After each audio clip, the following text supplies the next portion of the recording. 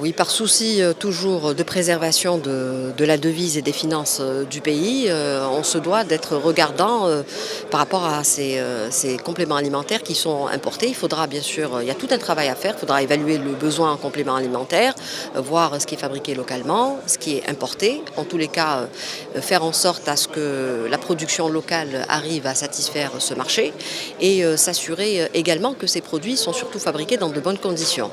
Et les seules bonnes conditions de fabrication d'un produit qui est essentiellement présenté sous forme pharmaceutique, galénique, c'est les établissements pharmaceutiques. Donc c'est pas une interdiction, c'est un contrôle.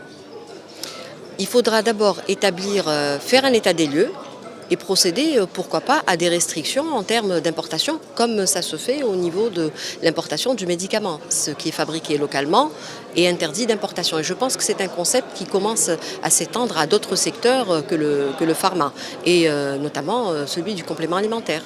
Sur un autre volet d'exploitation, la tutelle encourage les laboratoires Absolument. pharmaceutiques à participer à des salons.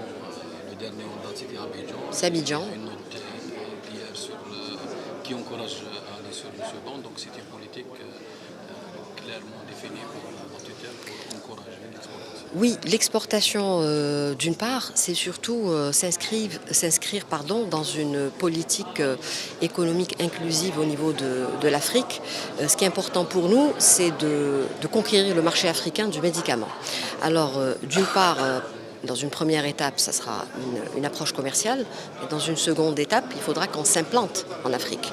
Donc là, on est approché par un certain nombre de pays africains qui, justement, grâce à ces manifestations, ont pu s'enquérir de l'évolution du marché du pharma algérien. Donc leur représentation diplomatique nous sollicite pour savoir quelles sont nos potentialités et dans quelle mesure on pourrait justement les accompagner dans le développement de leur tissu industriel.